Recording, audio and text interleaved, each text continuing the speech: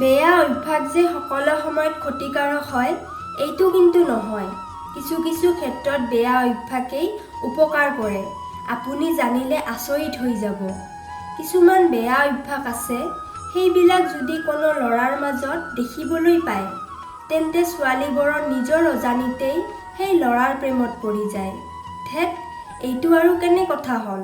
পুৰা জীৱনটোই শুনি আহিছোঁ, ছোৱালী পতাব গ'লে যিমান বেয়া অভ্যাস আছে সকলো ত্যাগ কৰিব লাগে। আৰু আপুনি কৈছে যে বেয়া অভ্যাসটো কামত লগোৱাই নেকি ছোৱালী পতাব পাৰি। এইবিলাক সকলো ফাল্টু কথা। ফ্ৰেণ্ডছ, সত্য কথা কৈছোঁ। ভিডিঅ'টো সম্পূৰ্ণ চাওক এবাৰ। কথা দিলোঁ, ভিডিঅ'টো চোৱাৰ পিছত আপুনি বিচাৰিব এই বেয়া অভ্যাসবিলাক আপোনাৰ ভিতৰত আনিবলৈ। বহুত কথা ক'লোঁ, আহক এতিয়া ভিডিঅ'টো আৰম্ভ কৰোঁ। বেয়া অভ্যাস নম্বৰ 1, কথা পাহৰি যোৱা।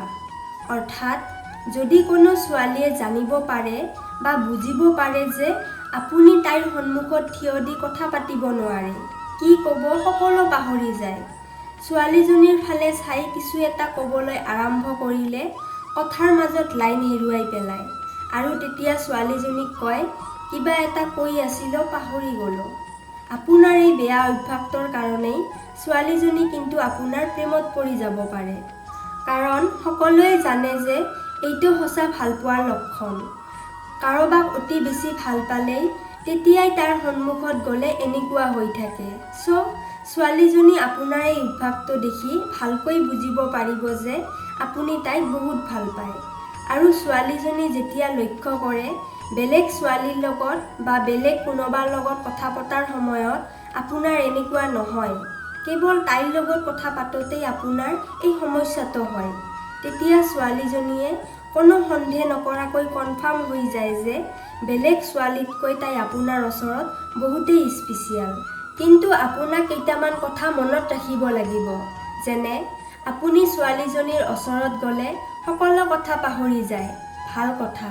কিন্তু আপুনি যে সকলোখিনি পাহৰি গৈছে এইটো কিন্তু ছোৱালীজনীক ভুলতেও কোৱা নাযাব বা জানিবলৈ নিদিব। আপুনি নক'লে ছোৱালীজনী কেনেকৈ জানিব পাৰিব? সেইকাৰণে যেতিয়াই আপোনাৰ এনেকুৱা হ'ব তেতিয়াই আপুনি ছোৱালীজনীক ক'ব পাৰে, তোমাৰ ফালে চালেই কিয় নাজানো সকলোবোৰ পাহৰি যাওঁ। এইটো মোৰ লগত বাৰে বাৰেই হয়। যেতিয়াই তোমাৰ সন্মুখত আহোঁ তেতিয়া এইটো ঘটনা হয়। আপোনাৰ এই ৰোমান্টিক কাণ্ডটো যিকোনো ছোৱালীয়ে বহুত এনজয় কৰিব। আপোনাৰ প্ৰতি তাইৰ এটা ভাল লগা ভাৱ আৰম্ভ হৈ থাকিব। আপুনি তাইৰ সন্মুখত গ'লে কিবা ক'ব নোৱাৰেতো, কি হ'ল? আপোনাৰ নোকোৱা কথাবিলাক ছোৱালীজনী কিন্তু ঠিকেই বুজিব পাৰিব। কিন্তু সাৱধান, এটা কথা কাণ খুলি শুনি লওক। আপুনি ছোৱালীজনীৰ সন্মুখত গ'লে সকলোবোৰ পাহৰি যায়। তাৰ অৰ্থ এইটো নহয় যে আপুনি ছোৱালীজনীক সকলো সময়তে কৈ থাকিব, মই সকলোবোৰ পাহৰি গৈছোঁ, এইটো কৈয়েই কথা শেষ কৰিব আৰু একো নক'ব। এইটো কিন্তু ভুলেও কৰা নাযাব।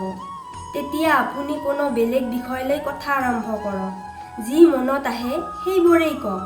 মানুহে যেনেকৈ কথা পাহৰি গ'লে যধে মধে যা তা ক'বলৈ ধৰে, লাগিলে তেতিয়া আপুনি তেনেকুৱাই কৰক। তথাপিও কথা ক'ব লাগিব, তেতিয়াইতো ছোৱালীজনী ফিল কৰিব পাৰিব। তাইৰ সন্মুখত আহিলে সঁচাই আপুনি বহুত নাৰ্ভাছ হৈ যায় আৰু তেতিয়াইতো আপোনাৰ প্ৰতি তাইৰ ফিলিং তৈয়াৰ হ'ব। যাৰ যাৰ এই বেয়া অভ্যাসটো আছে সিহঁতৰতো আছেই, বাট যিসকলৰ এই অভ্যাসটো নাই সিহঁতেও এই অভ্যাসটো অলপ কৰাৰ চেষ্টা কৰিব পাৰে। কথা দিলোঁ, উপকাৰ পাবই।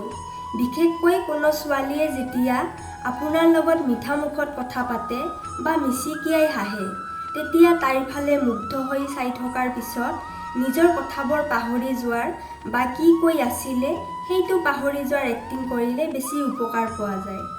বিশ্বাস নহ'লে এবাৰ ট্ৰাই কৰি চাব পাৰে। আৰু এটা কথা, এইটো কিন্তু ফোনতেও সমান কাৰ্যকৰী হয়। অৰ্থাৎ আপুনি যদি কোনো ছোৱালীৰ লগত ফোনত কথা পাতিব গ'লেও তাইৰ হেল্ল' শুনাৰ পিছত কি ক'ব সকলো গোলমাল হৈ যায়। আৰু এইটো যদি আপুনি ছোৱালীজনীক কয় বা ছোৱালীজনী কোনো প্ৰকাৰে বুজিব পাৰে, তো সেই ক্ষেত্ৰতো এইটো ছোৱালীজনীক পটোৱাৰ কাৰণে ই একেই ধৰণৰ উপকাৰ পাব। ফ্ৰেণ্ডছ, হয়তো আপোনালোকে ভিডিঅ'টো ভালদৰে বুজি পালে। যদি আপোনালোকৰ কিবা প্ৰশ্ন থাকে তেন্তে আপুনি কমেণ্ট কৰি জনাই দিব। তেতিয়াহ'লে আজি আপোনালোকৰ ওচৰৰ পৰা বিদায় লৈছোঁ। কাইলৈ পুনৰ লগ পাম এটা নতুন ভিডিঅ'ৰ সৈতে। ধন্যবাদ।